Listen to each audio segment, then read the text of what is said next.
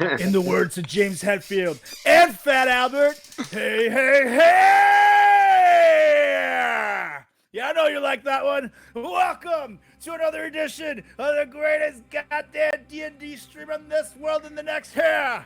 Welcome to Goblins Under the Stairs, yeah. We got Solrak the Destroyer ready to slash and bash your Wednesday night away here with his epic crew of destroyers. We got Fang the Mang stealing someone's cookies. We got Wilmore Chanton back outside. And of course, the greatest goddamn D&D DM in all the land here.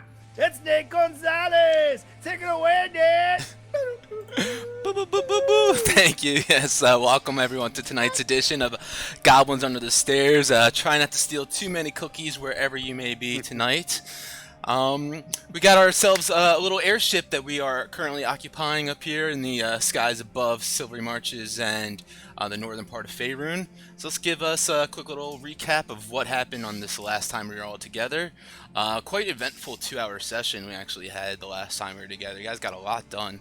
But yeah, let's give us a quick little refresher and then jump on into the thing. Last time we were together, you guys were making your way out of Iron Slag, still the fire giant stronghold, in that hot foundry room with those ogres and fire giants lobbing those globs of molten iron up at your direction. You guys decided to keep on sprinting out of there as quickly as you possibly could, made it out of that room and into another one that led into the mines. And you guys made your way out into those mines with some dwarves leading the way. Solrak recognizing a couple of these slaves that you guys were bringing along with, some of them from Daggerford, a couple of the humans and a couple of the dwarves. And stopped and spoke to him for a little bit, and one of them, Bran, recognized Solrak as the true king. Mentioned that Solrak needs to get back down to Daggerford as there's absolute darkness since Rubius has taken over the throne there, and since that dreadful night in which the night before Solrak's coronation ceremony, in which his family was brutally murdered by their own family. It's sad times, and the darkness continues to loom over Daggerport ever since. So you guys made it out of the mines, though, and up to the top of the Yakfolk village once again, where you guys met up with your companions Cuomo and Brutus. They were waiting along with the Moon Elf slaves that were up there. That you guys, or they were hoping that you all would take them along with them and take them home safely and soundly. And so you guys decided to, meet up with them, get everyone together. And as you guys were about to get heading out, you guys could see this red balloon attached to this this vehicle hanging up above you guys, and a man with a black leather mask leaned over, throwing a couple of rope ladders down to you all, and introduced himself as some messengers of Clouth, Old Snarl.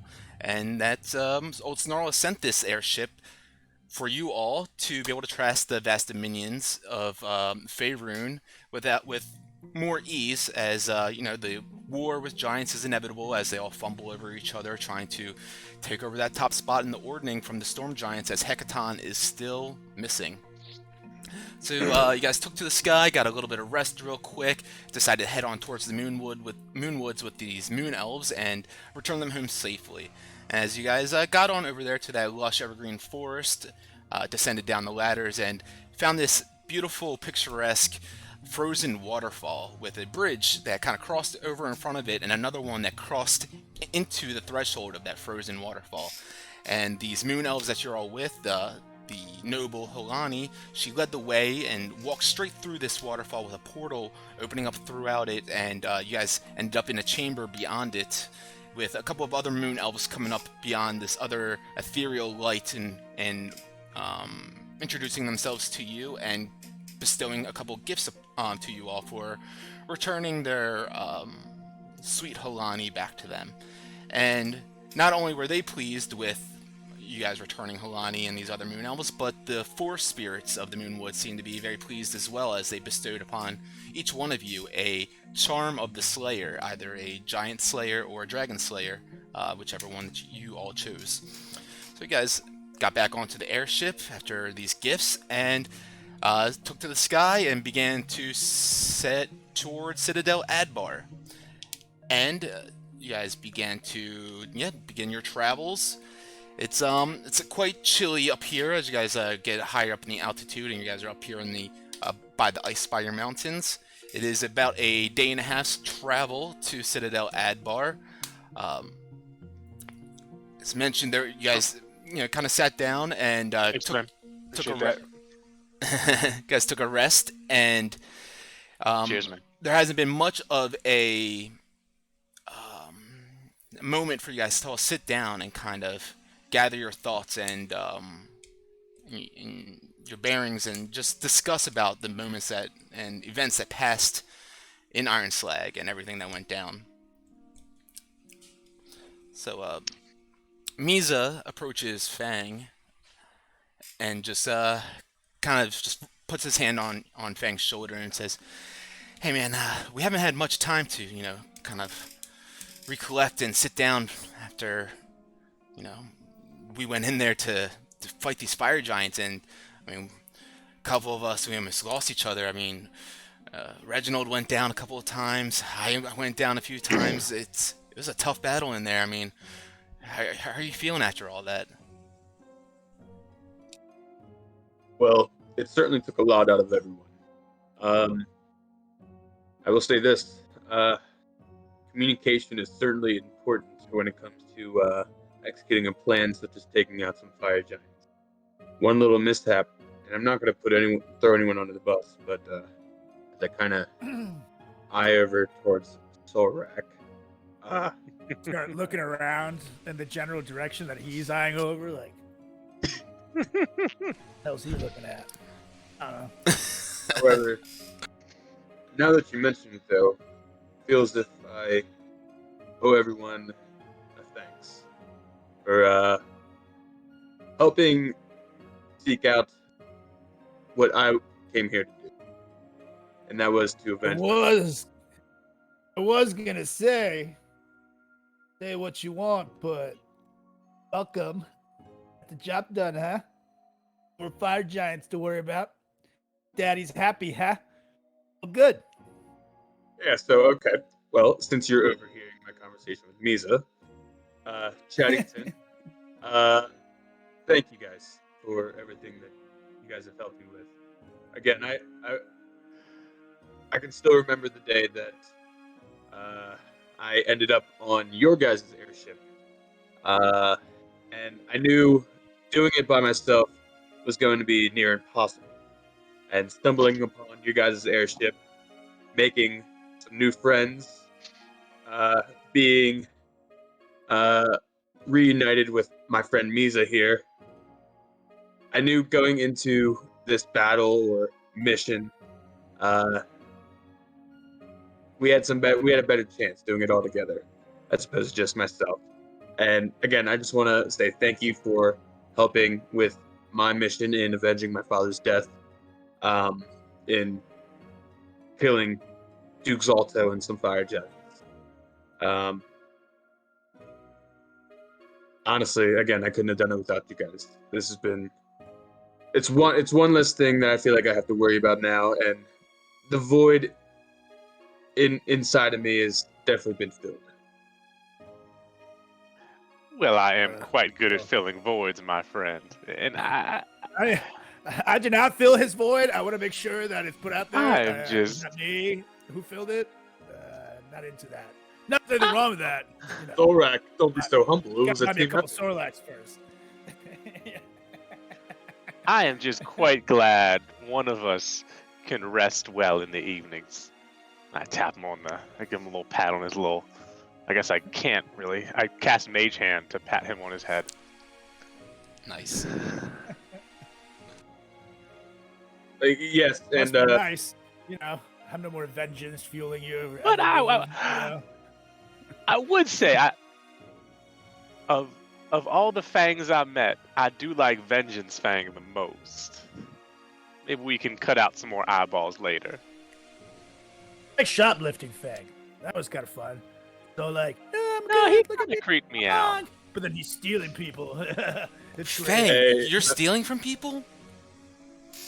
It's just he robbed like so many dead guys. It's been crazy. I mean, if they're dead, that's not really stealing. thank you, Misa. And they they gave me the nickname Sticky Fingers.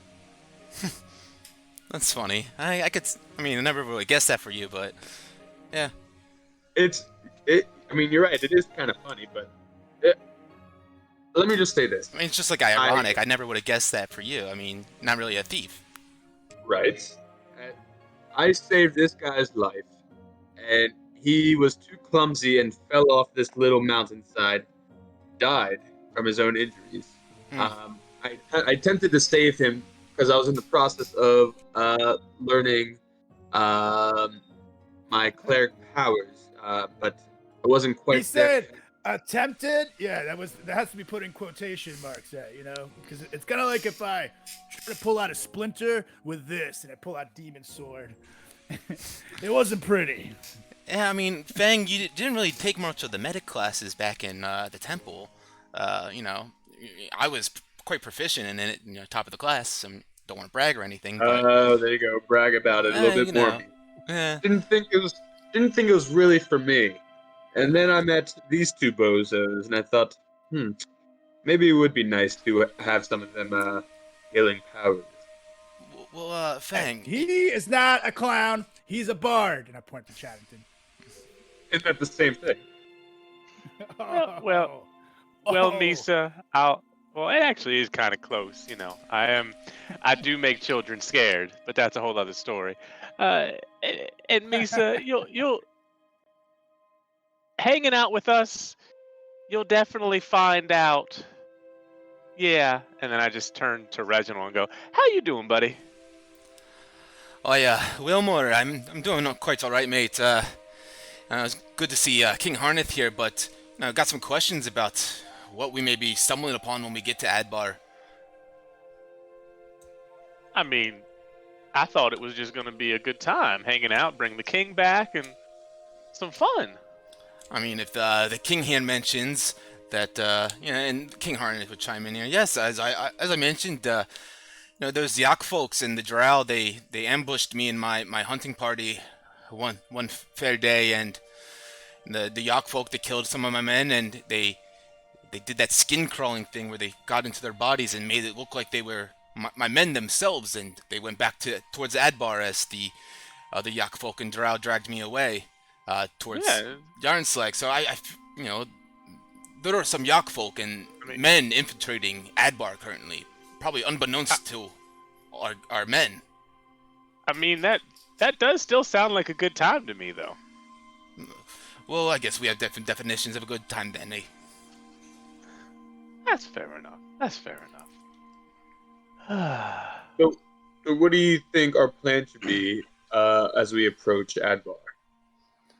I think having Reginald here with me will be enough of a, his word will hold some weight as we approach the gates, and obviously I would hope that my men raise some sort of concern as they see me here and possibly another one of me or my men inside the hall as well. So I guess, we hope that holds some weight, and we'll see it as it goes, I suppose. I mean, do we go in, real king blazing, or do we kind of, hide a little bit and do something a little bit more dramatic when there's all of a sudden two kings in the same room? I think going in, two kings blazing is the way to go. I think, not enough time to go around finagling and sneaking around, and as soon as I show my face, and as I mentioned, I had Reginald here with me to support all of us. I'm gonna need you guys here to have my back as well, and if there's some of the Yak folk and any of those Drow dreaded under surface dweller Drows, if any of them are in there, then we'll have to take care of them, of course. Well, while I was saying that, I would have been going into my disguise kit and pulled out a fake beard and glasses, and as you continue to talk, I just kind of slowly put them back into the disguise bag. Well, so I guess two kings ablazing it is.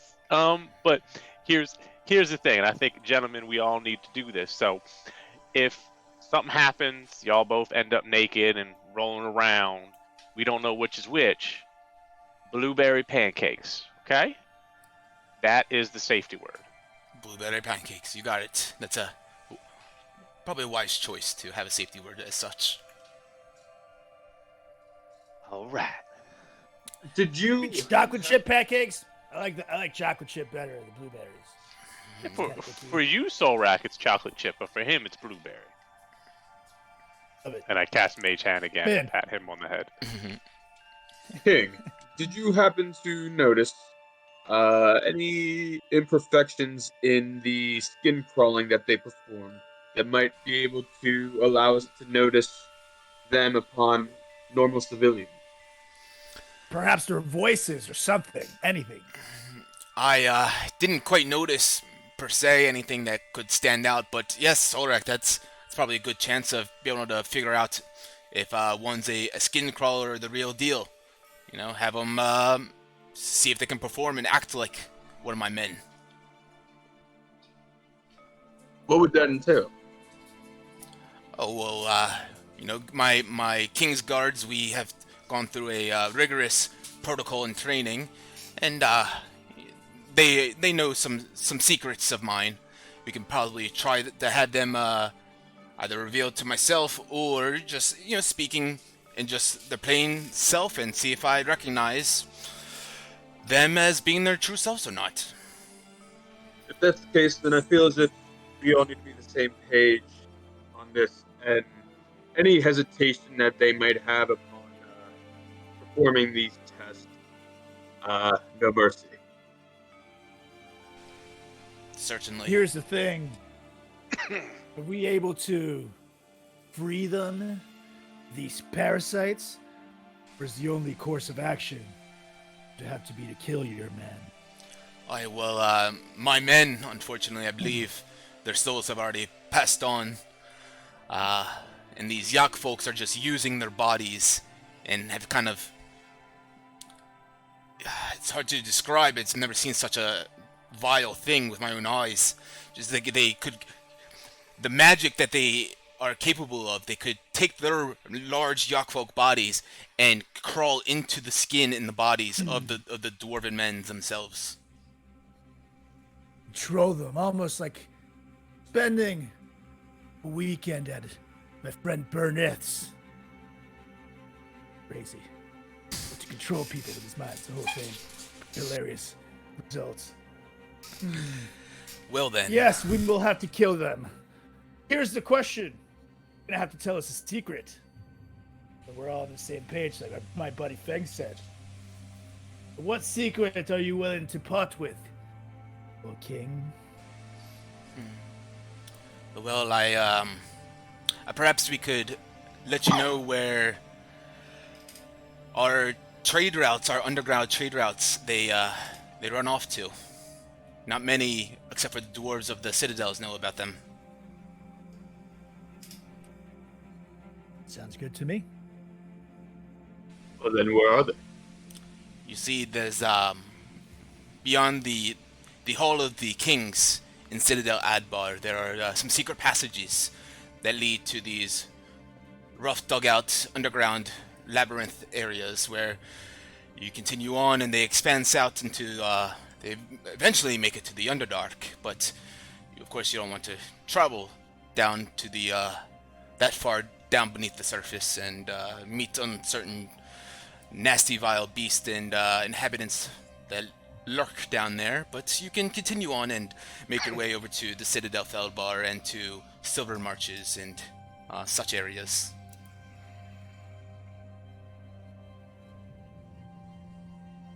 Good. We see these men. Ask them about your trade routes. Is there any hesitation? We'll die.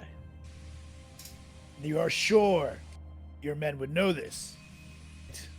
It's part of their job. They absolutely must, as they've accompanied me and of course a few of our trade routes throughout the caverns. Excellent. We shall take your word for it, mighty king. I'll be done. He just gives you a head nod.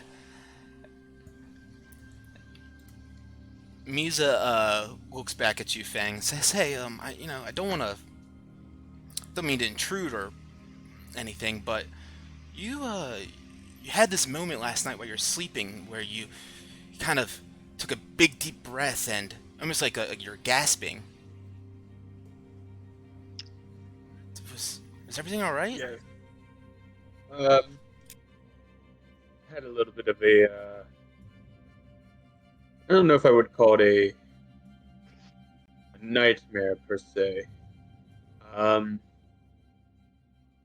everything's fine. Everything's fine. Uh, it almost seemed like business that we had taken care of over in Fire Giant Stronghold. Well, let me just say, business wasn't fully taken care of. What? I won't push you any further, but I'm here if you want to talk about it. I appreciate you, Misa, and I know you have my back.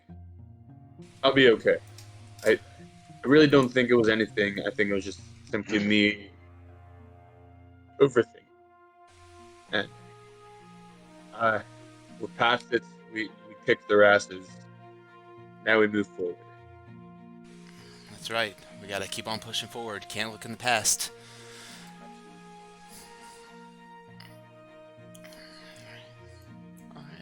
As you guys continue traveling, as mentioned, you guys have about another day's worth to get to Citadel Adbar. Is there anything that you guys in that time period would like to take care of or do? Or discuss? Yeah. So I would approach the general or captain, whatever. And so I understand that you guys or Plouth have been having a pretty steady eye on us over quite some time, yeah? A little bit of time, you could say. Does that go for other beings as well across Fate? I'm sorry? Do you guys keep an eye out on any other persons across Faerun? Well, old Snarl was watching over you all pretty intensely, as he's quite aware that you all are aware of the ordning being shattered and the giant problem amongst Faerun. And because of such, and you all kind of putting yourself in these places with these giants, as I mentioned yesterday, with the frost giants and the fire giants and what have you, Snarl has taken a liking to you all as potential allies. See, Well, I feel as I mentioned, Snarl knows that the war with the giants is inevitable, and loves watching them all make fool of themselves, trying to prove who is the bravest, the toughest, the strongest, the most superior of them all. And of course, having a few, as he calls them, little folks, messing around and mingling with their plans. It amuses him quite greatly. well, I can't really speak on behalf of everyone when I say this. However, I feel as if an alliance with Plouth would be rather advantageous for us. But where I was going with this specifically was, you guys don't happen to have any eyes or intel on the Xantarum or Narvi? Hmm. Well, Narvi has approached Klauth before. Yeah. About what? Well, there was talk about joining his army of the undead and other allies, such as the Zentarum. And I don't want to be crossing any lines when I'm asking about their conversation. However, Narvi, and the Xantarum and us don't really get along. And what did Clout have to say about Narvi's proposition about joining his army of the undead? Well, let's just say Clouth was not pleased with the proposition Narvi had laid out there. There was a catch with it all, of course. He wanted Clouth to join in on a metamorphosis of sorts, a melding, some sort of plan that they have.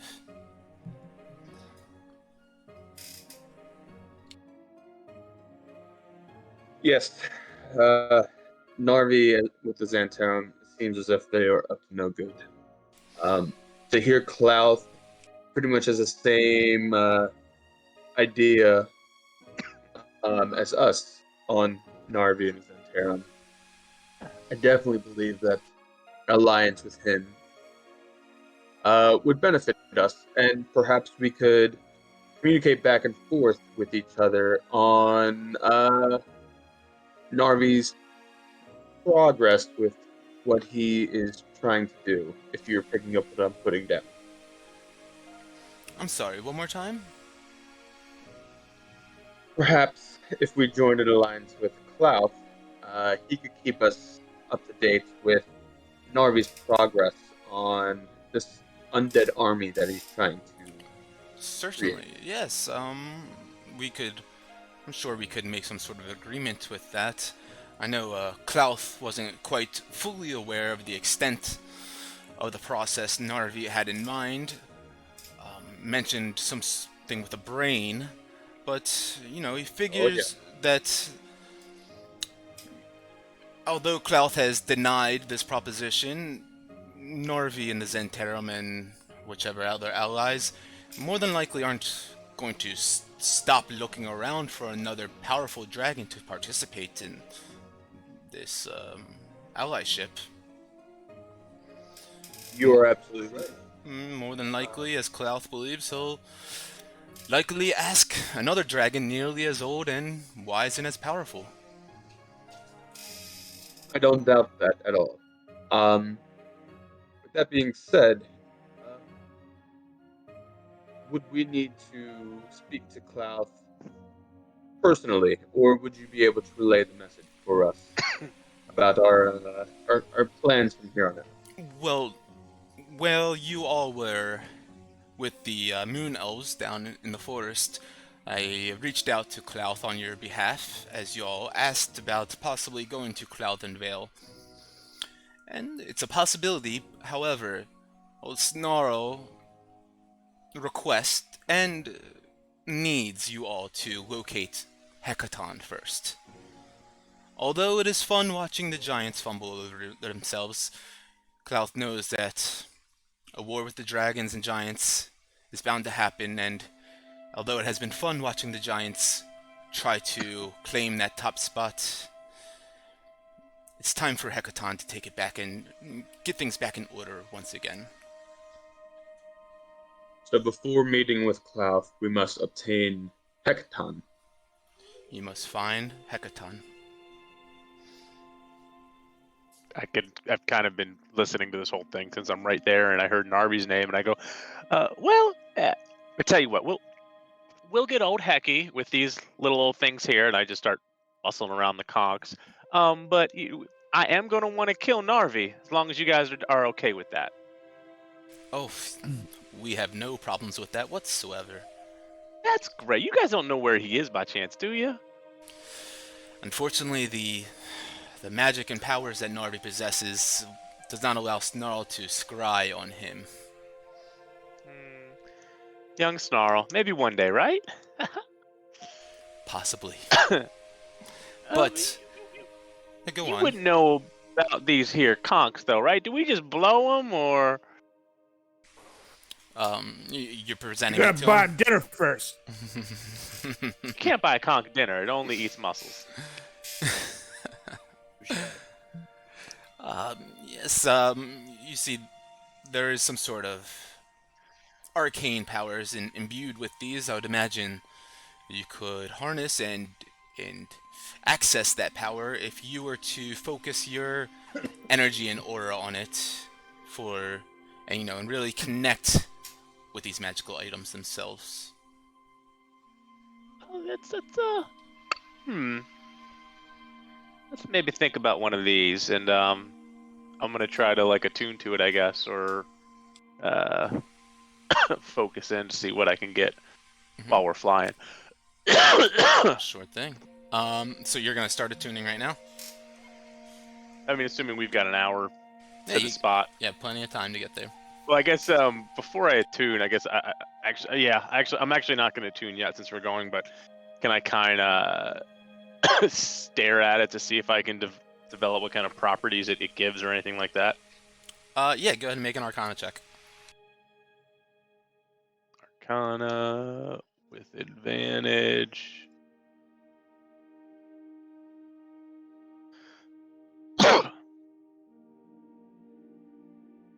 That's good. What are we working 17. with? Yeah, 18. Cool. Yeah, so looks like a typical conch shell. A bit larger than most others, but there is inscribed on inside of it this rune, this giant runic symbol. It's altogether things like 2.5 feet long, 20 pounds about, and you're feeling and trying to gather whatever kind of magic and arcane powers this withholds, and you're able to pick up. Obviously, yes, this is a teleportation, a conch teleportation, but the rune itself makes it so that when using it, blowing into the shell, it takes you specifically to a location that is predetermined by the shell itself and by the rune. Wonderful. And I kind of look at the other one in the same way. It just kind of seems similar, right? They will be exactly the same. Interesting. Wonder why we needed two. So, gentlemen, I guess after we help our friend out here, maybe we give these bad boys a blow? Just kind of shaking them. I start giggling. Yeah, sure, that sounds fine. Here's the thing. How do we know we're not just going to appear in some awful battle zone? We should discuss these things. Don't you think we should hold on to it for clout's sake? I mean, isn't that kind of what it's for? I think if we blow these, we go to the Maelstrom so we can meet his Hecaton's daughter. I think that's the game plan. Touche. I'll let you take the reins on this one, Chaddington. Okay. Let's just go drop the king off, and then maybe we can see what these little things do. Well, then, after Adbar, we still have to go to Felbar. There's too many bars here, my friend. Not a bar. No soul racks in sight. Well, let's go to Adbar and see what happens then, I guess. We'll hit the 2 bars and blow the dudes. Cox, sorry. Precisely. Usually how our evenings go. I nailed this plan. I mean, nailed down this plan. Sorry. That sounds like a good time to me. I was taking down a black hole. That's my mind. It's the whole thing. It's okay. Looks like we have a plan. All right. So, yeah. I look over at the driver. Driver, what's time we got left of this thing? Still about 18 hours or so. 18 hours. What am I gonna do for 18 hours? I look over at Banging Wilmore. I'm sure we could find something else for me to kick your ass in. Oh. As I shoot him in double eye. Challenge. Oh. The fighting words. Deal. Got a lot of time to kill until here in Adbar. Someone roll D100 and someone roll D20. I'll let you two roll the dice. All right. D100. Do the 20 then. At 20. Woo! Okay. Nice. And a 65. Yeah. Alright, you guys can keep going. The thing crashes. Roll the credits. Hmm. How about a feat to strengthen? Mister? Okay. I up my sleeve and get into arm wrestling pose. I see you found something else for you to lose. I accept. Let's do it. Okay. So you guys are gonna do an arm wrestling competition? Yeah. Yes. Alright, that's athletics checks contested. Oh, good. 2 out of Good 3, luck. though, Solrak. 2 out of 3. Good luck, Fang. three? And I slyly give him bardic inspiration and guidance. Oh, you did. All All right, right, 2 out so of 3. The first one. I'll use my bardic inspiration on that, which is what, a D8? Yeah, D8. D8. You have a D8 and a D4 you can burn. All right, I'm gonna use the D8 on that.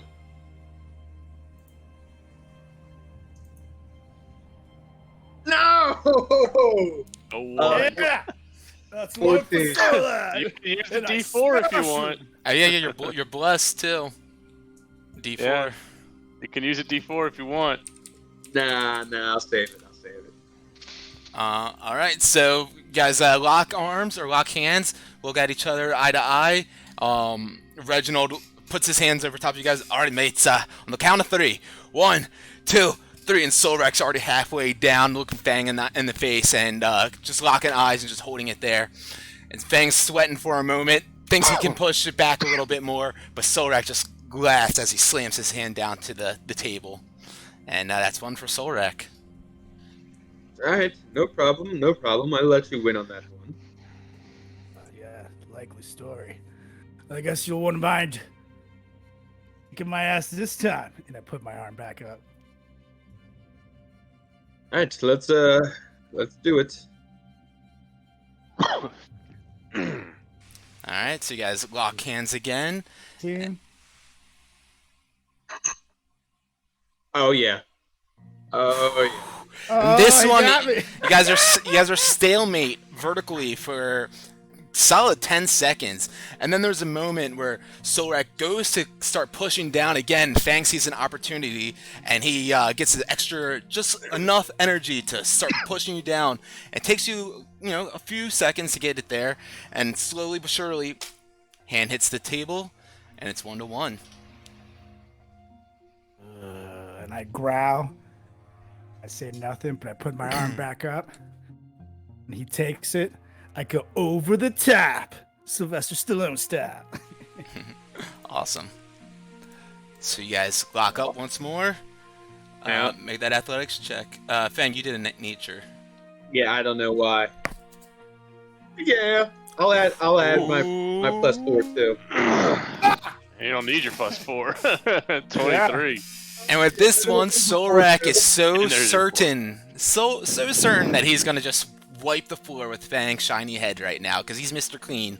And so you guys are sitting up there, but Fang, he's been waiting out for this third and final one just to show who's the fucking man.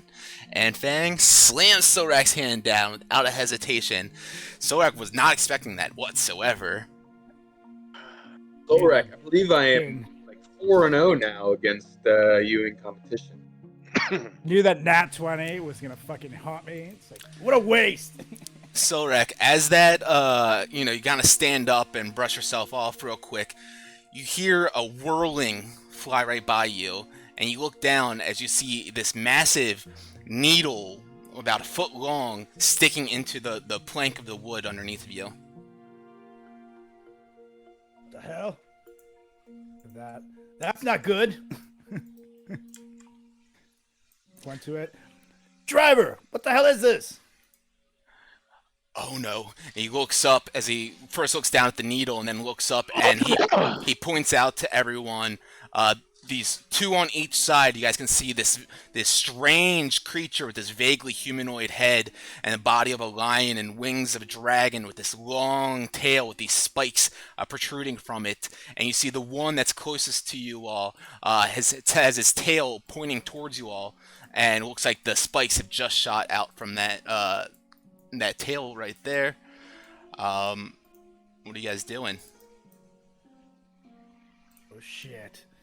Pull out my demon sword and going to try to slide vertically like this at the needle between my legs. See if I can like cut it off. Yeah, you can slice that needle, no problem. But it's like stuck in the plank in the wood, like right by your feet, essentially. I'm not sure if you got that fully. So it's not really like hurting the ship. We're just kind of like locked up to this thing, right? No, it's not even like that. It's locked up to you guys. It's just like it shot a needle out of its tail at you guys, almost like a bolt, like a bow and arrow, almost. Dark gun thing. Yeah, I got it. I got it. And this is your guys' balloon above you guys, just so you guys can see. I'll put it there, like so you can see. It's like your guys' floating balloon. Another one of these manticores starts flying closer and closer, and it whips its tail around and starts shooting needles up at your guys' balloon. I just go, oh shit, and I start blasting. All right. Wilmore starts blasting. I got my longbow. Yes, sir. You pull out your longbow quickly. Good shot. We'll add everyone to the combat tracker then. And once I get you guys in there, we'll go ahead and roll initiative. And I'm going to give you guys some... As you might have noticed, on the north side of the ship and on the south side of the ship, there are some mounted weapons, some ballistas. Who wants to fucking shoot some ballistas? Yeah.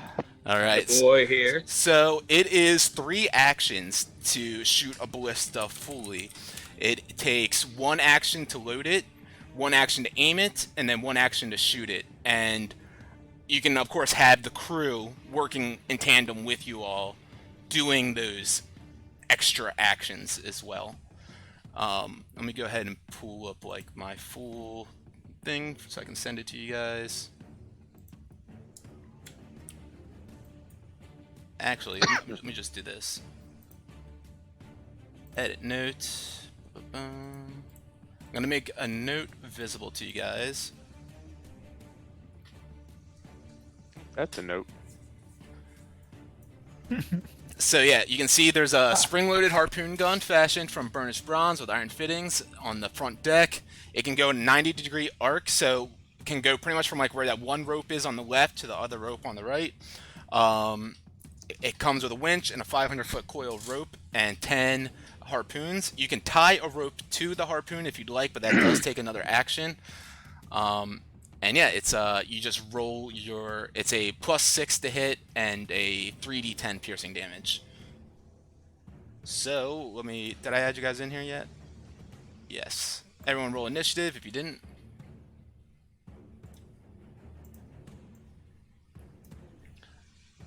Oh, that's shitty.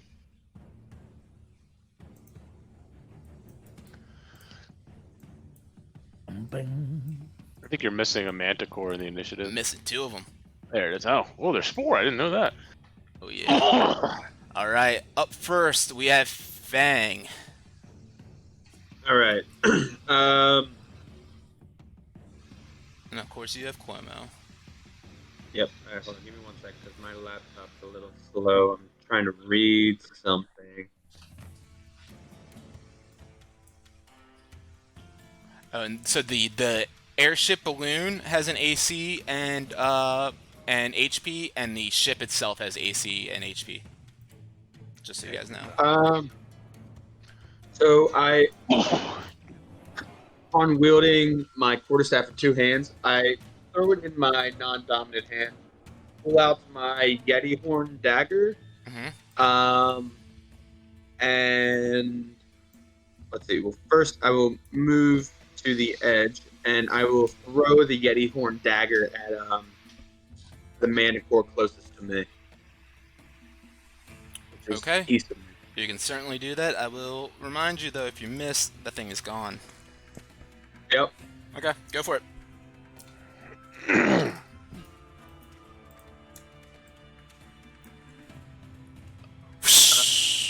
Well, Dagger just goes flying on by his dragon wings, gone to the wind. And it would have been disadvantage also because you're further than 30 feet from him, which is your dagger range and throwing. But yeah, dagger gone. well, That's an interesting choice. His mind was exhausted after arm wrestling. Chocopee, suck it. Don't make fun of him. I hated this right? gift. He actually wasn't aiming at the Chocopee. Manticore. He just wanted a reason to throw the dagger into the sky. He's actually standing outside the ship Hey. right now, like below on the All right. bottom. And he's just like, Chocopee. oh, what a wonderful day. question. Love it, love it. Yeah. All right, question. All right, how? Because technically, I still have my movement in the same turn.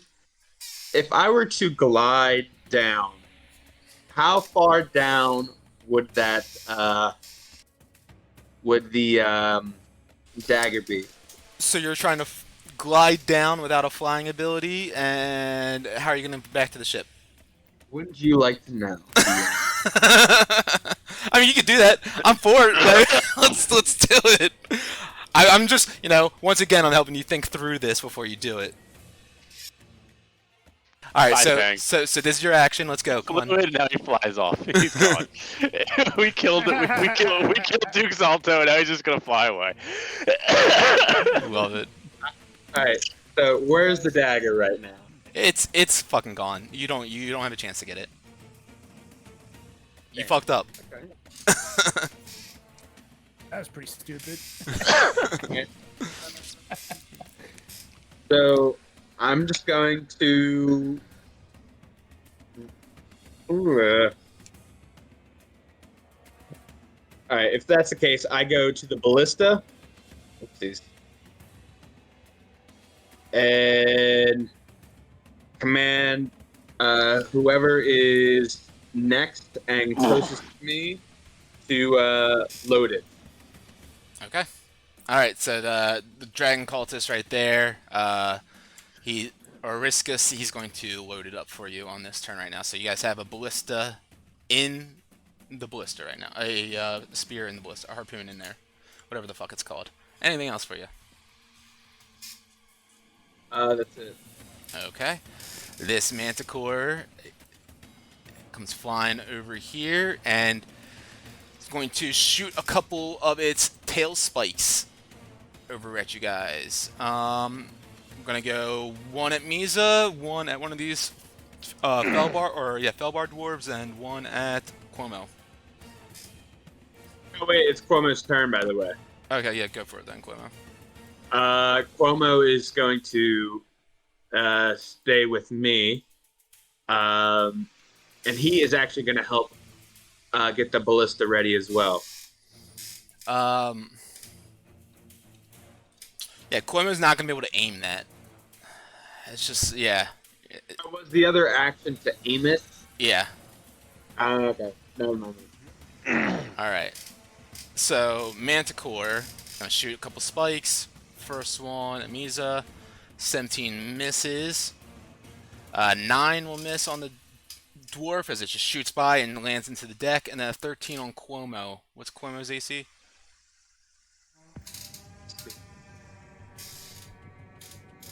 Well, Yeah, so 6 damage on Cuomo as that spike pierces into his body. And that's going to be his turn. This one over here flies a little bit closer and shoots a few tail spikes. One at, or 2 at Solrak, 1 at Brutus. We got a natural 20 on Solrak. Come on. Alright, so that's 17 points of damage. Another natural 20. As these two spikes just fly across the air, that was 12 points of damage on that one. And just find 2 openings in your armor and pierce right into your skin, lodging into there. And this one shoots at Brutus and misses with a 12. He's just flying over you guys. You can see its human face kind of cackling at you guys, and that's his turn. The 2 nat 20s hit me, or just one of them? 2 of them did. So the second damage was just 12. It wasn't much. Okay, so I'm going to cut the first one in half. My reaction. Okay. Which reaction? Hold on, on a melee attack. Yes, on a melee Wait, that's attack. not a melee attack, is it? Fuck me. Alright, well, I'm beat. Alright, Reginald is up now. He's going to... He can't really do much. Let's see, he's going to grab you, Solrak, pull you over here. I mate, switch with me! And he switches on over with you. Rolling on over that way, and he gives you a little bit of bonus to your AC. 7 points of extra AC to you right now until the next turn. And that's all he's going to be able to do. Misa up now is going to...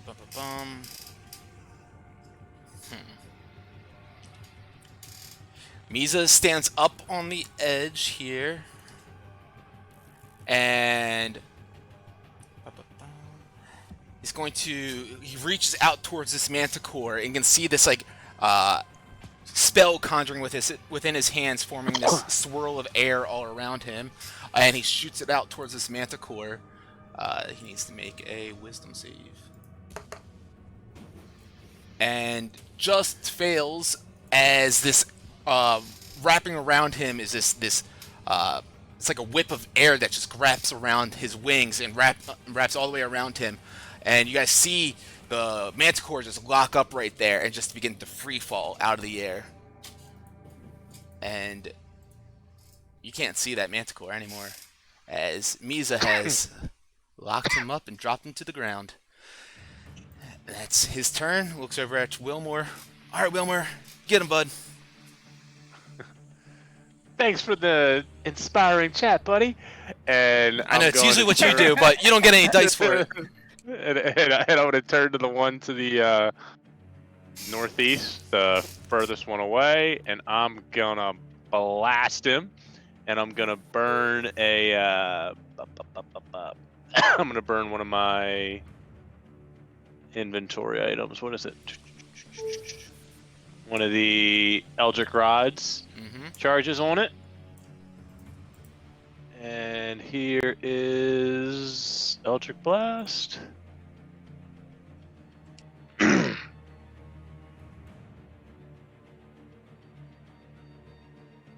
Nice.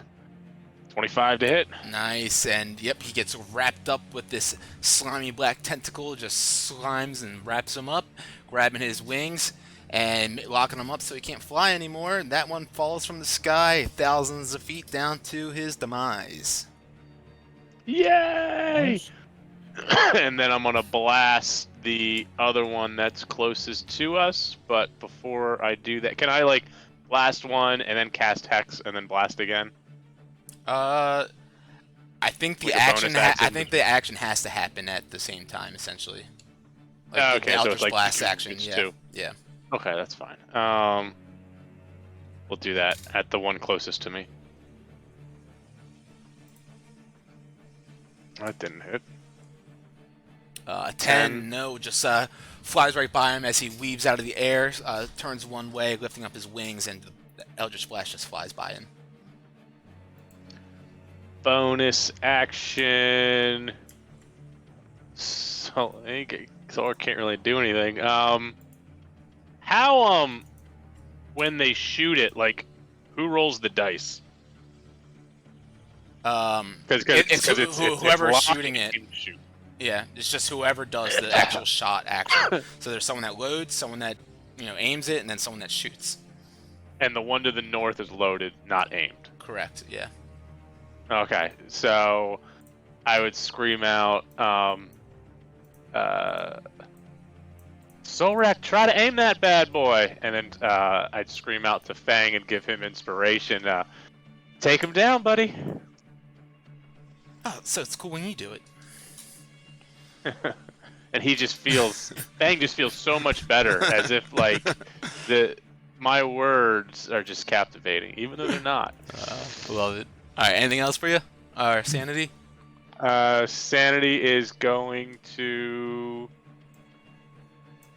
give gonna go like sit on Fang's shoulder and give him like advantage, so he's gonna be like a parrot, like on a pirate, and just be like making him feel like he's an air pirate. All right, sounds good. Solrak, you're up. And so I also have inspiration, right, from his words. No, I think he only gave it to Fang. Yeah. Just the thing. Okay, cool. Well, I'm gonna shoot my longbow over at this one that's furthest away. The left. Over here. I'm trying to click it. Boom. Let's see it. 12. Just goes wide as he dodges out of the way. And shoot it one more time, right? Yes, you can. 2. Yep.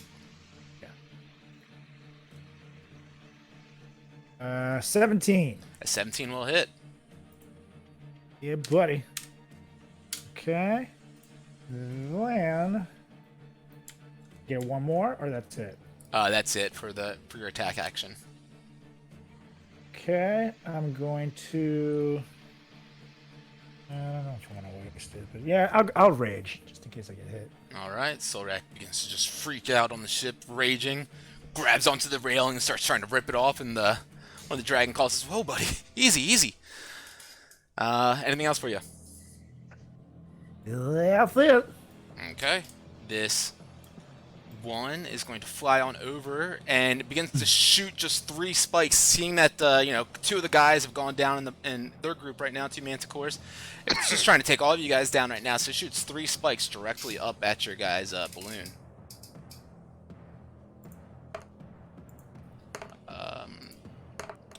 Let's see, and 2 of them are going to hit. One of them being a natural 20. The natural 20, silvery bards. What's the range again? 60 feet. All right, you're good. Let me re-roll that one. It still hits, but it's not a crit. I'll take it. Cool. So it's funny. It did just 3 points less, I guess. So 17 points of damage. Then you guys hear those spikes puncture into that red dragon scale leather of the balloon, and can hear a bit of a hissing sound coming from it now. Sounds like maybe a little bit of the air is leaking. All right, Brutus is up now. Just kind of runs up towards. So let's see, Solrak can't really do much, so he's just. Let's see. Yeah, no, he's just gonna stay out of everyone's way, actually. And that's gonna end his turn. I'm gonna spec to Fang.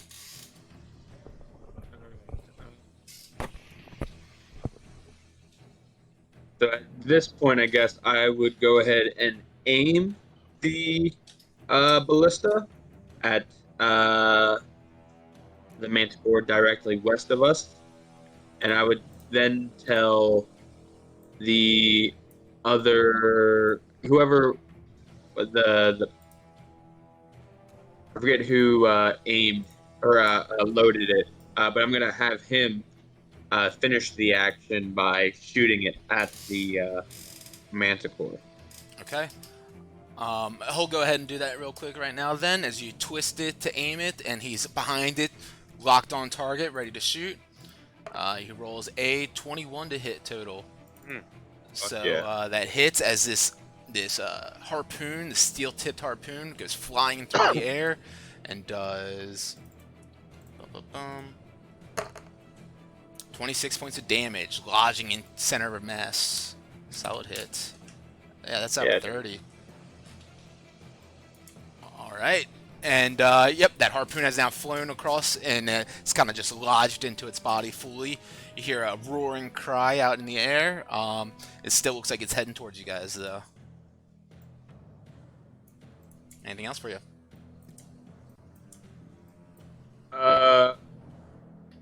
That is it. And then Cormo will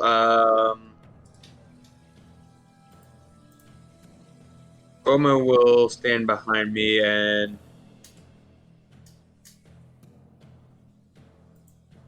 that's it. Okay. This one is up now. It's going to shoot a couple of tail spikes. See, it's your guy's balloon also. That's gonna hit. Natural 20 is gonna hit. Does a 12 hit? I think it might. 12 does hit. All of those hit. Oh, we're gonna die. Oops, sorry. Those are the wrong buttons.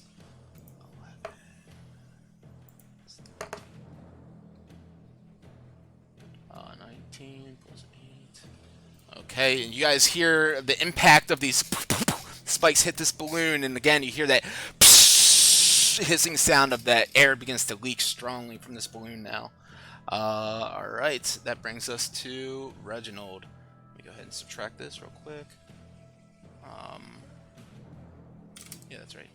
Alright, Reginald is going to just grab Solrak again, roll him back over, and throw a shield over him, and gives you four more points of AC on this turn, on this round altogether, and that's his turn. Misa comes up, running across the deck, and looks up at these manticores. There's not really much he can do from over here, so he just yells down to Solrak, "Don't make fun of me, but you've really got this one, bud." And that's giving you, nah, actually, he can't do that. Never mind, he can't give you inspiration.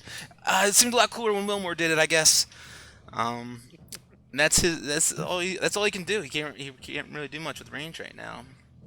He already blew that one that he could do. Yeah, so that's his turn. Wilmore, you were up. The one closest to me, he hasn't been hit yet, right? Correct.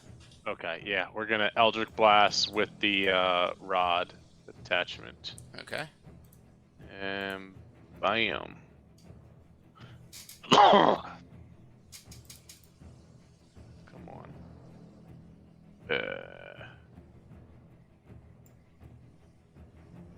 13? I mean, I think I have I gave myself +1 on the rod with the thing. I don't know if that counts, if it's a 14 now or not. Okay, yeah, so with a 14 then, that wraps around him, that Eldritch Blast shoots out, hits his body, and that black tentacle grabs him tightly, and you see his face look up to the sky above as he just begins to fall down to the ground. Ever so fast. Right. Then I blast the other one. Ooh. Oh, yeah. Nat 20. Nice. So that's 22 then, right? Force damage. Yep, 22. Yeah, because the crit would just be 10. Yep. Another massive Eldritch Blast slams into this one with the harpoon sticking out of its chest. Looks fucked up right now. And then bonus action. Creatures target you. No. Bonus action, or I don't have a bonus action, but I'm just gonna walk down the stairs so I get full cover. Alright, cool. Alright, Solrak, or anything for sanity. Sanity is gonna go and give, or no, she would have to fly out. Yeah, so she'll fly out to this guy and give Solrak advantage. Cool. Solrak, you're up then. You got sanity squawking in this Manicore's face, being annoying and distracting as fuck. What do you do? Alright, so I'm gonna aim my longbow right between its eyes. Take Alright, shots. with advantage on the first one. Both of those or just one on the first one? Okay. Hit. Advantage thing. Damn it, I did not hit the advantage thing.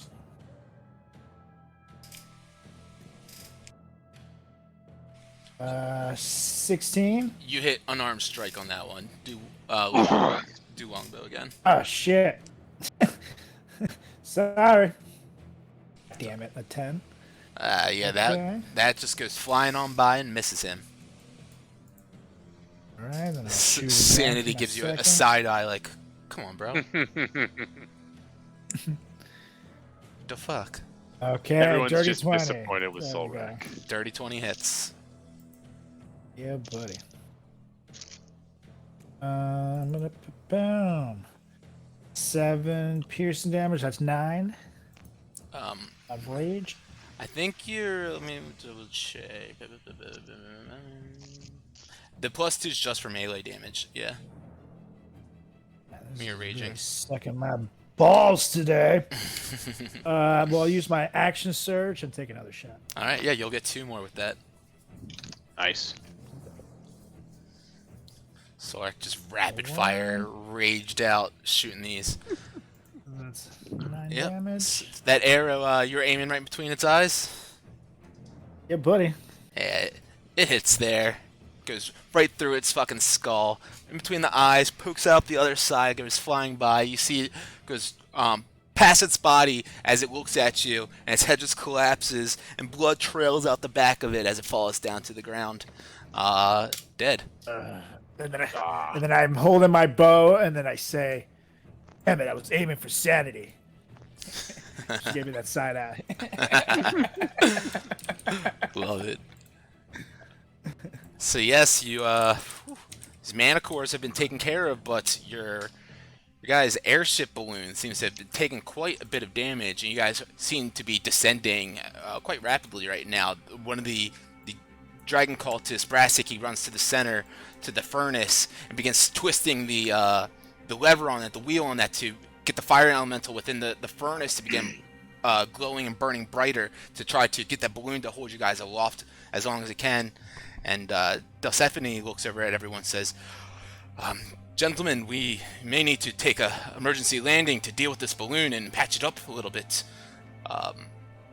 Do you all mind, or should we try to travel as far as we can? I'm looking at the shaky ship. It's like, land this fucking thing. Certainly. He starts sending out commands to everyone. Brassic begins to now shut the lever a little bit. You guys see the heat and the flame from that fire elemental begin dwindling down. Another one of the men run under the stairs and begins to pull on the lever that's underneath the deck right there with the air elemental within it. And guys, that rattling and shaking that kind of is pushing you guys forward. That sound of it just kind of ceases for a moment, and you guys begin to just drift without any sort of the elemental's forces at hand holding you guys aloft, and just the sheer amount of air that is in the balloon currently just slowly descending you guys down to the ground. Well, this is a nice little ride. Could have been worse. I just enjoy the descent. Any like what's the ground look like as we coming down? Hey, go ahead and give me a perception check. She'll calm down. Perception.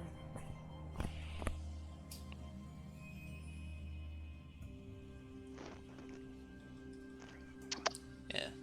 There you go. 18. Wilmer leans over the edge looking over on his tippy toes at the ground below, and yeah, you can see the Icefire Mountains to one side with the snow-capped tops, and you can see the lush green forest down below, of which is the silver marches and everything lands within. Where you guys are kind of going right into is the south part of those Icefire Mountains, but closer to the east. And Harneth and Reginald will also peek up and look over, and Harneth shouts out, we're not too far from Adbar. It's just a bit of a hike from if we were to land right here. Well, I mean, it sounds like we're landing, buddy. I don't know if you've noticed. I did. It's going to be a little bit of a travel, it seems. So you guys continue descending on down. Yeah. Was there anything else that you guys wanted to say as you guys are descending? I think before we head out, we may want to just stick around here, take it easy for a little bit, relax for an hour or so before we head out. I mean, I haven't eaten at all today, so. Agree.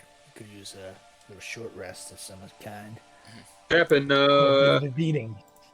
how long do you think it'll take to patch up the balloon?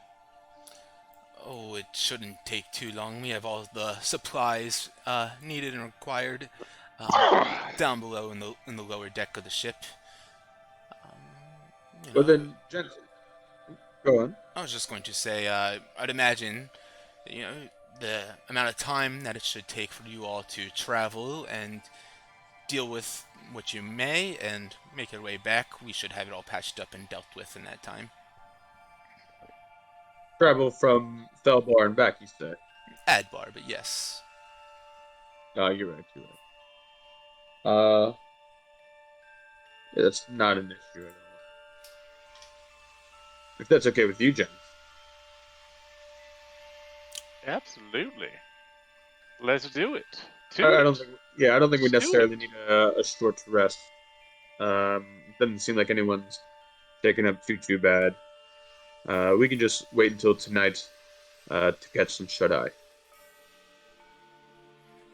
But if you aren't just in a hurry, I'll tell you what. I'll just ride my friend and maybe take a rest on him. Am I allowed to take a short rest on Brutus? Or Porno. Yeah, I guess you could. Before Assuming it's an hour walk. yeah, sure. Before you guys start walking and everything, you guys make your descent down to the ground. The Dragon Cultists, there's each one of them have different tasks that they're performing. Pulling the ropes, dealing with the elementals. Each proper one, the fire for the heat of the balloon to inflate that to get you guys a gentle, soft landing, and then of course the air elemental to push you guys a little bit further. They're making sure you guys have a nice steady landing, nothing too awry goes wrong, and with a 12 on the dice, I'll say that you guys land just fine. A little bumpy, could have been a little bit smoother, but no damage done to the ship or anything at all.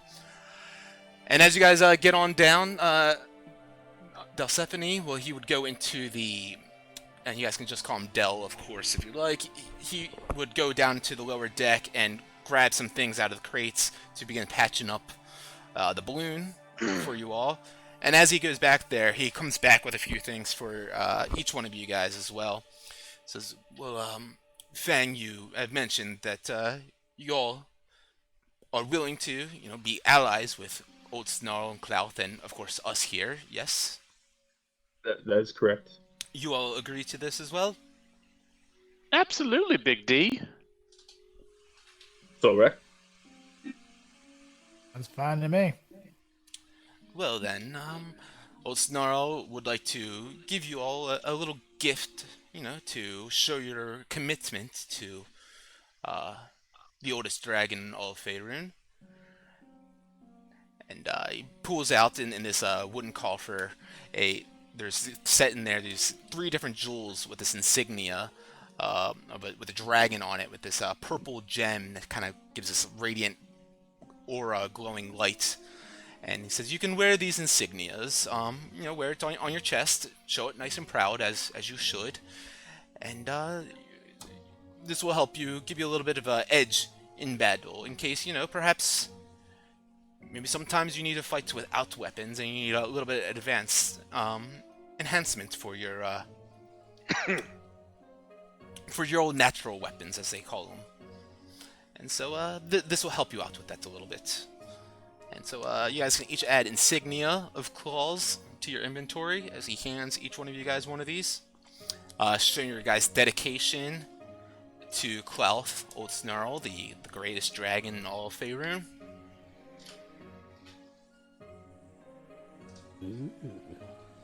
Insignia claws.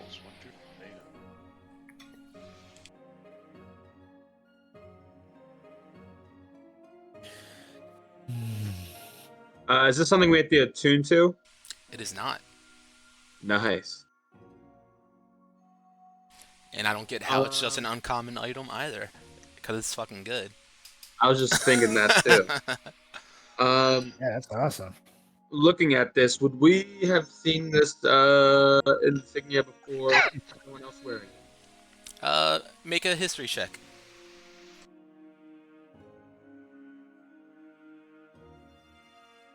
Natural 20. Ooh, natural 20. It was everything. Well, it all started on you look at this for a moment, and you've seen being from the Ice Spires in Hartsvale and up in the north around here, not too far from Cloudland Vale, and you have heard of the Cult of the Dragon before. Yeah, you have seen people wearing these before. Nothing like frequent or anything like that, but men similar to these men that you are crewed up with now, you've definitely seen wearing similar things. And with the natural 20, would I know the general area of where I saw some of these people? Like, I know you said, like, being in the Icefire Mountains near where Cloud is reside. No, it would just be kind of like a general thing. Like you've seen and have heard of these Dragon Cultists. It's not like something like you've sought out or anything, but in passing glance and like in a settlement or a city or something like that, you've seen one of these men walk on by. Awesome. Is it safe to assume that I guess it's like Klaus' little alliance that he has Yes. with other members that wear this? Yes.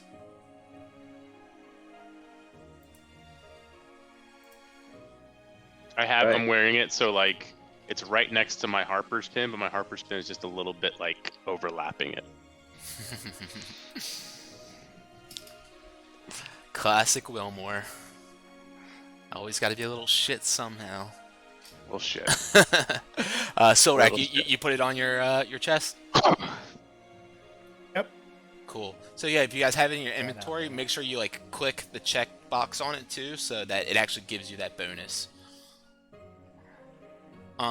Cool. So you guys have sat down then. King Harneth would say, "Well, mates, it's just I see those mountains over yonder." And he points over. You guys can see these beautiful granite mountains with kind of almost like similar to how you guys saw Felbar had that long, expansive bridge that led up to it, and like the fortiments and all sorts of different like precautionary measures that they had set up there with people that could set up with archery and bows and arrows and what have you up on higher grounds. You guys can see kind of like a similar scape coming on in, and he leads you guys on through then, as no one has anything to do before you head on out, correct? I'm just already resting.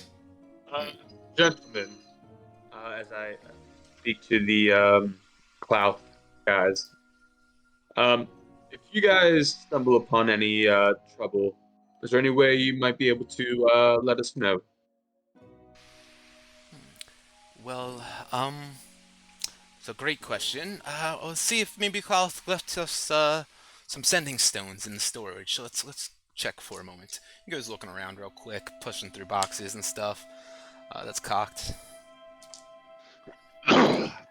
15 on the dice, sure. Yeah, it's a set of sending stones that maybe we can keep in touch with in case anything were to go awry. He hands you one of them, and then he holds on to the other one, of course. Says you can speak into this. Message length is limit is 25 words. It doesn't matter how many characters. It's not Twitter. But you can speak into this, the 25 words, and we'll get back to you as quickly as possible. Do hyphens count? You know what? I think if you just combine it all into one long word, I've never thought about it like that. Might have to give that a shot. See if we can bend the rules a little bit. Maybe we'll keep that in mind. Keep it in I'm mind. gonna roll a d20 for my tails. It's a D10. Oh, no, right? yeah, it's not or 8. D20. Yeah, it's D10. I don't know why I was just. I think it's an 8. It's my art inspiration die. Yeah, it'll go up to 10 soon. Not too long. All right, so you guys Oh, I did a D10 again. Damn it. No, that's a 6, That's a not 6, a 9. cool. Okay. Yeah, so you guys make your way on over towards that mountain that Harneth has, of course, told you all about. And So yeah. Before I start resting, everybody kind of sees this little like blue light come out of my. I rolled a 6, which is Tail of the Traveler. come out of Fillmore's skull, and it just kind of resembles this like hairy little dude, but he kind of like bumps into Solrak, and then he's gonna get a +1 to the AC.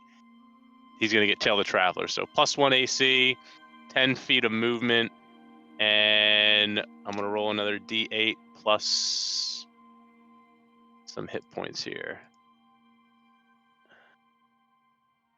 4 plus 8, 12 hit points. 12 temporary hit points you can add, Solrak. Damn, that's a good one. 1 AC. So you get 1 AC, you get 12 temporary hit points, and you can move 10 more feet. And you get this until target. Well, it has these temporary, and you have the +1 AC and the 10 feet of movement until you lose the temporary hit points. Ooh.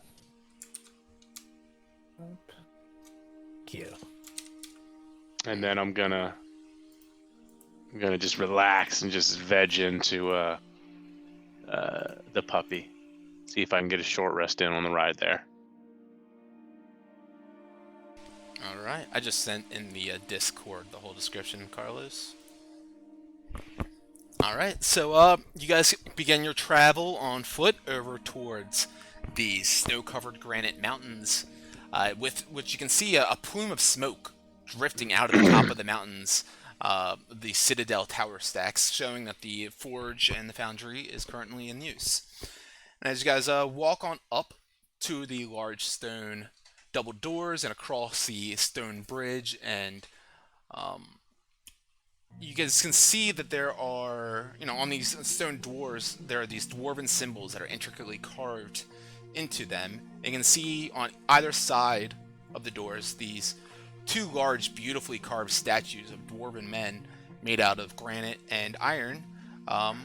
And you see these two dwarven guards clad in full plate mail and wielding large battle axes standing at attention at the doors. Was I able to get a short rest in? Yeah, sure. Alright, cool. Just want to get my bardic inspirations back. You got it. So you guys, yeah, that's what you guys see as you guys are approaching. You're still, you're a bit distanced from those doors still, but you can see what you're approaching up there. What's the king's name again? Harneth. Harneth. Well, Heine, you want to lead the way, or? Show some respect. Your Heine, please lead the way. Goddamn humans. All right, so let's see. What was the plan? Technically, I'm a halfling, but yeah. I just thought you were a short one. I'm sorry. So what was the plan again? I'm sorry. Oh, that's right. So, he starts trotting up. He's got his hands on his hips. He looks over, and you guys all walk up to the front doors, and these guards, they look quite confused to see the king approaching them. Of course, like looking, as like proud as he does too, and a little bit beat up as well. And yeah, they look confused because obviously the king is currently inside with his attendants in the Hall of Kings, and so the guards, they look over and they say, "Oh yeah, Harneth, what are you? What's the deal, mate? You're." He's been scratching his head. Harneth, stands back a bit. Wait, I know it's a bit confusing. You see, these fine travelers, they found me in Iron Slag, up in Mount Hammerhust. Harneth. You won. I'm sorry?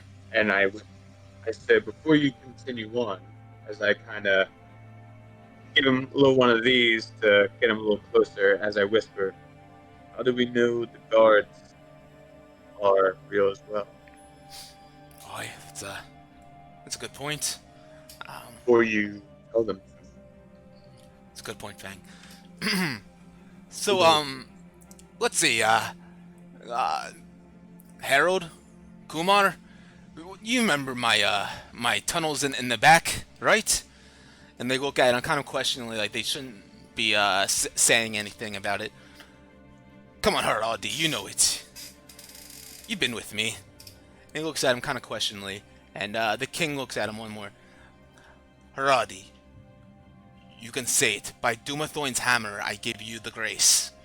And he looks at him with that kind of that little phrase that he gave him right there. Kind of gives Harold this little bit of an edge to think that this is the true king.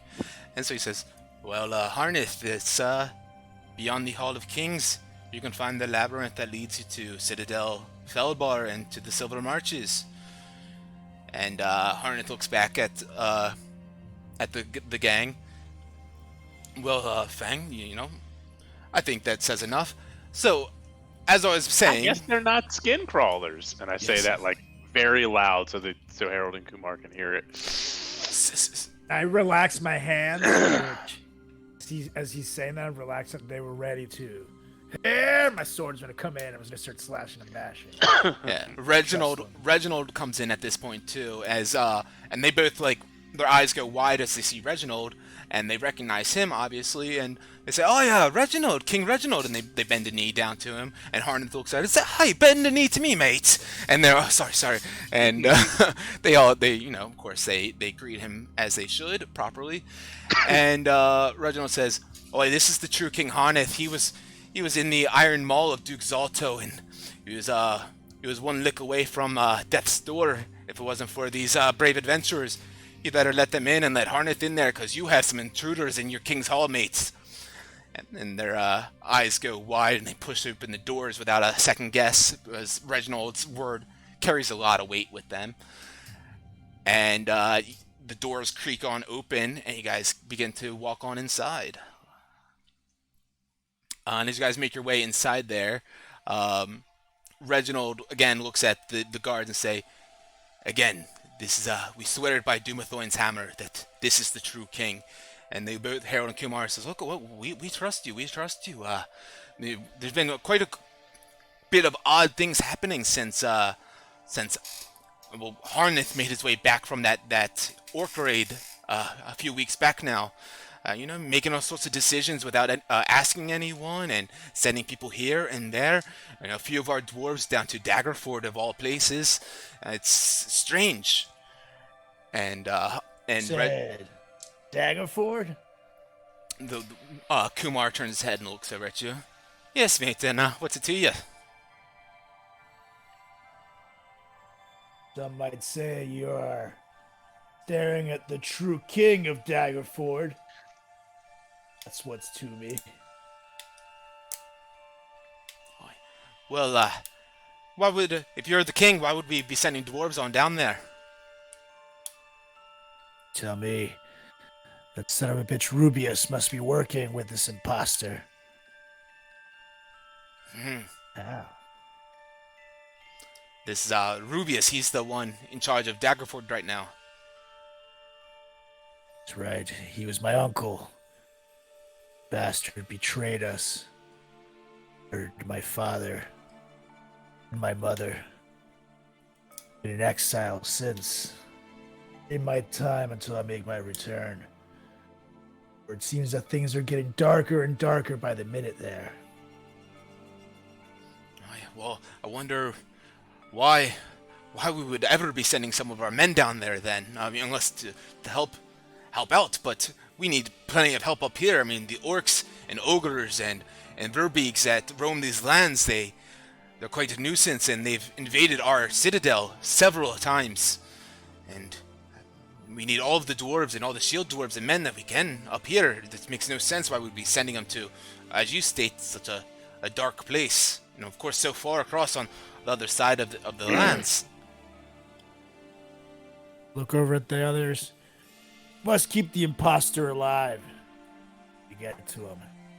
As much information as possible. Something is very wrong here. As we walk into where King Harneth is,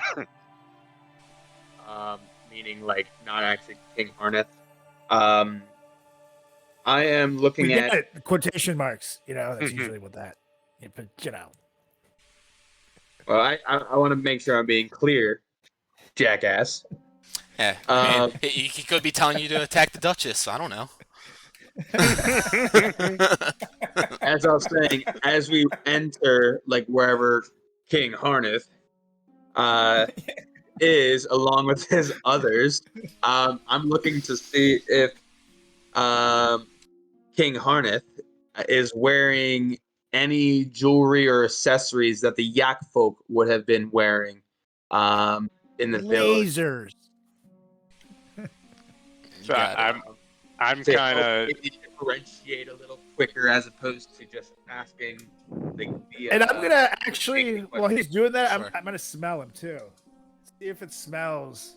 Yeah. You guys aren't in the Hall of Kings yet. yeah, I know, you'll but make your way I there, don't know but if it just for like sure.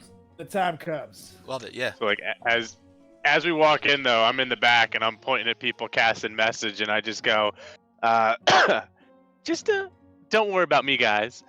And then I'm gonna cast like kind of while they're walking, I'm gonna cast disguise self to make myself look like just a regular old dwarf, one of the ones that we would have seen in the mines. And I'm just gonna be meandering, like 30 feet behind them, just kind of see if there's a crowd I can kind of mosey on into.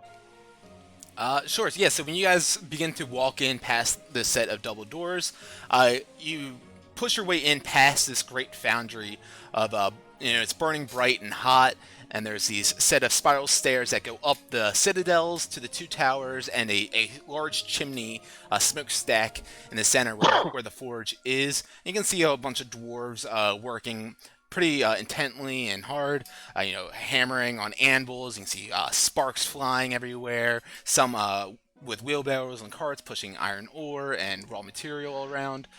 And if Wilmore wanted to fall back into a group of one of these and look like a worker inside of the forge, probably be able to. Gonna not yet. I'm gonna kind of follow them, just see where they're going, so I know where the King's Hall is. Okay, so you guys keep on pushing past that foundry and everything then.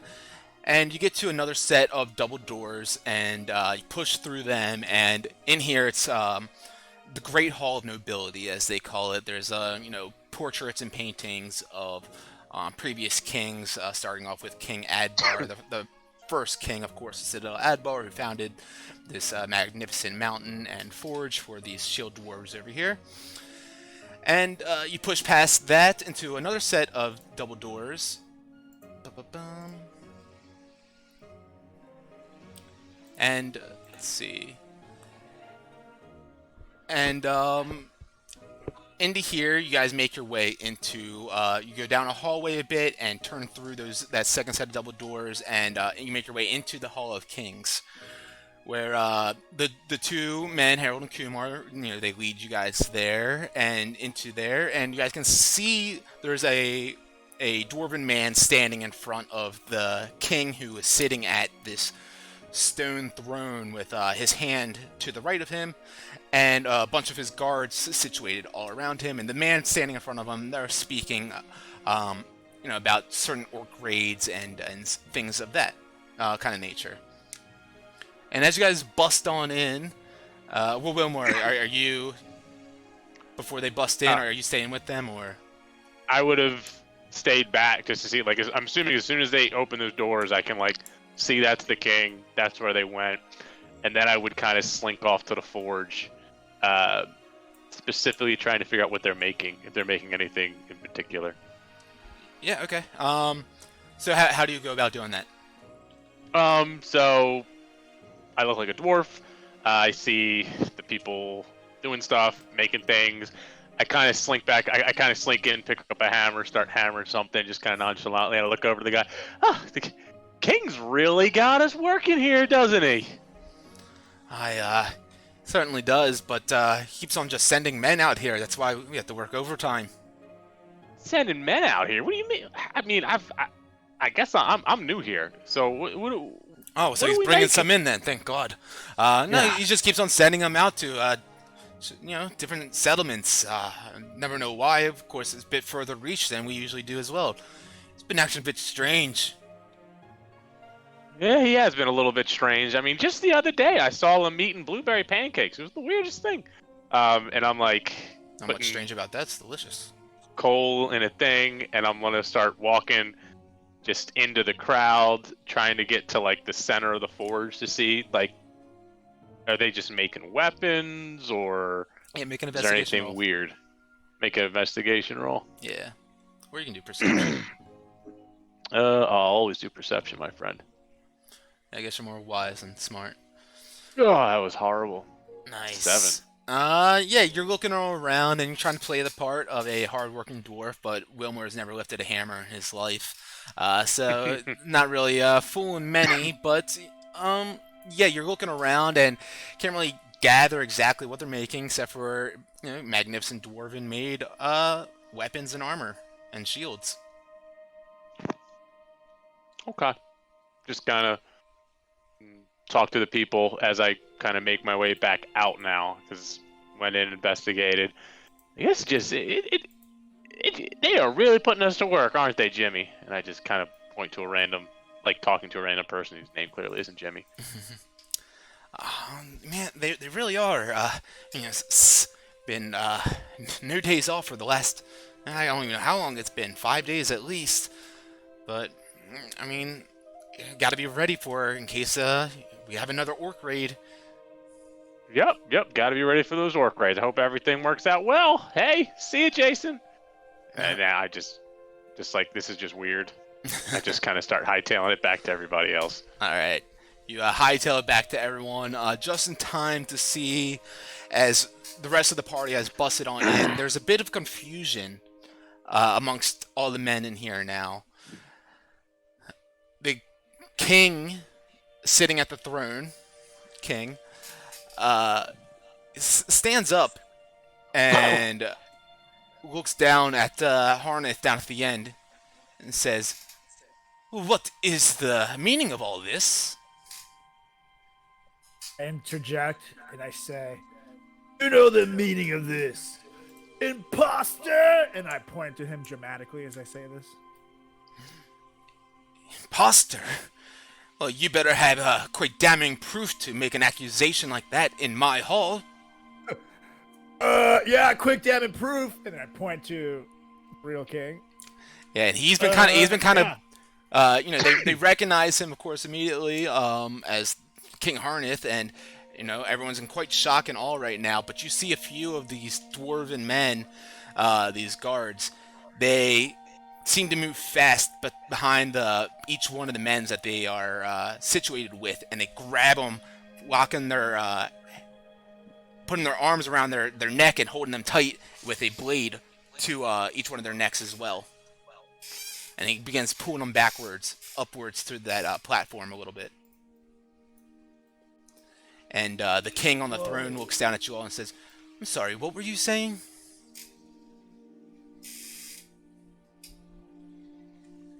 Easy. So I guess I don't really need to differentiate Yak folk from dwarves with the attempted perception check that I wanted with the jewelry and accessories. Not really. Well, I was saying that you're clearly not the king. So do you want to die now or later, my friend? That's right. How Sure do- that these two fine men don't want to go, but you can let them go and talk to us freely. You can suffer a world of hurt unlike anything that the fires of hell can bring upon your miserable life. Make your choice now. I suggest you make the good one. See him. He just kind of cracks his neck and puts his hands on the arms of his chair and pushes himself up. And he looks around at the men to his left and to his right. And then he looks down back at you guys and he kind of just nods and he says, "I demand these imposters and intruders, they be dealt with immediately." And there's like a bunch of confusion going on right here. The dwarves men who are like being held up, they don't know who to trust or what to do. They are looking down at a king down here, but the king up here got men holding them with blades to their throats. And what do you guys do about the situation? Harold and Kumar are with us, right? They're right in front of you, yeah. Said, Harold, Kumar, tell your brethren who the true king is. Tess, you know it's him. And I point to the They both look quite nervously at each other, back and forth, and they're not quite certain of themselves currently right now. I reach into my bag of holding and I pull out the giant crown that I stole from Duke Zelto, and I just throw it on the ground and I go, "Well, buddy, we killed your master. So do you want to go back to your friends and family, or are we just gonna do this here?" And then as he does that, I kind of pull out his eyeball and throw it in between the crown and said, here's his eyeball too. So pick your poison. Now we can talk or not, I guess. And when he And I says start moving or, forward. I do here. My swords come in my hands. Wilmore, make a persuasion with advantage.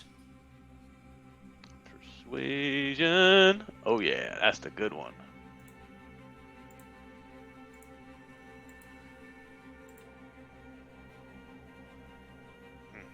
Still horrible rolls. 18. 18. That's good. Yeah. All right, so you you throw the crown down. Fang throws the eyeball in there. Solak pulls out the swords, and you guys all kind of, you say your piece and are quite intimidating right now. But the king, he looks down at you, king, and he just says, "Well, that doll is quite impressive, I have to say. Congratulations, you found me." And you see him begin to collapse down into his skin, and you see the color and the shaping of his skin and the length of his body just begins to morph and shift and change altogether, and he looks like this strange amorphous, no mouth, no facial expression kind of creature. Let me send you guys a picture.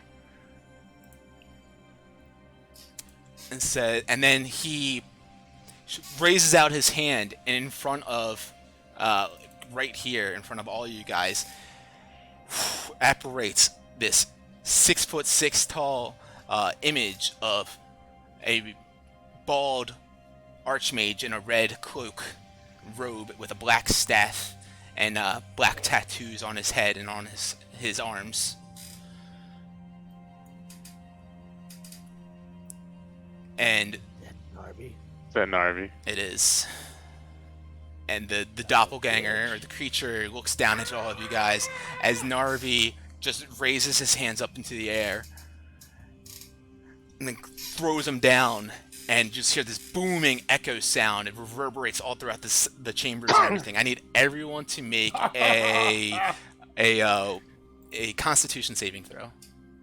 God save. I got its hellfire and brimstone. Narvi. Nat 20. Nice. Give it to me. Give it to me. Ooh yeah, 24. Nice. Okay. So this booming, thunderous wave just soars out all around you guys, but it's not thunder energy that comes out from that. It is some dark, evil, necrotic energy that just spreads out from amongst his body. And you guys all take 8 damage. That's halved. Necrotic damage. And as that happens, the dwarven men holding each one of these other guards around their necks begins walking backwards, and at that moment you hear as a slice goes across and it cuts each one of them. Doesn't kill them, but they fall to the ground. And these 4 dwarves, I'm just gonna put this on them, fall unconscious as their master has sent the sign to initiate what's it called from Star Wars? Plan where all the drones go out and kill everyone? You guys aren't nerdy enough, I guess. Oh, no, I know what you're talking about. Plan. Fuck, I can't think of what it's called. When they send the drones out. But anyways, these they start moving towards you guys with these swords and blades in their hands, and I need everyone to roll initiative. Is there a token for Narvi? He was an illusion. He just like disappeared. Yep. All right. I get a fucking net 20. There we go. 14.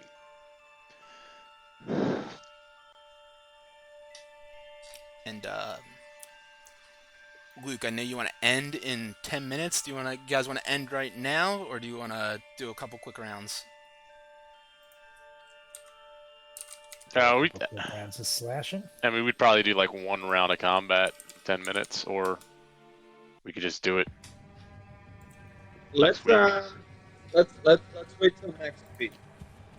Wait till next I week. gotta be up at I gotta be up at 3:30. Get it. That is fine with me then. So that is where we will call it then tonight, as this apparition, this image of Narvi appears in front of you guys from this doppelganger who presents him to you all. And he lets out this necrotic booming energy all around you guys. But you all seem to fight it back quite a bit, negating a lot of the effects of it. And you guys see these 4 dwarven guards have fallen to the ground with slashes across their throats. The king's hand stands back beyond the throne as he seems nervous.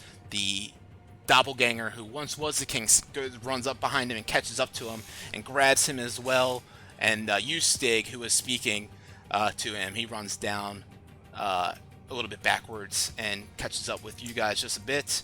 I'm going to have all you guys move up a little bit so we're not 100 feet away from each other. And we will pick it up here the next time we're all together with this fight going on strong, and see if you guys can take down this faux King Harneth and his the Yokfolk who have skin crawled to look like these dwarves. Fuck this guy. Fuck this guy. Yeah, heard. Fuck this guy. Alright guys, good game, good stuff. Love it. Don't think we're playing this Sunday, right? We're gonna skip this week. Is that what the plan was? I have a show Sunday, but Correct. Saturday. We'll talk about it. We'll see what happens. Yeah, let's talk about it. All right, guys. Yeah. Cool. Good games. Take that short Later, rest and roll. look out for those goblins under the stairs. Peace Love out. it. Talk to you guys later. Later. Dude. Peace. See you.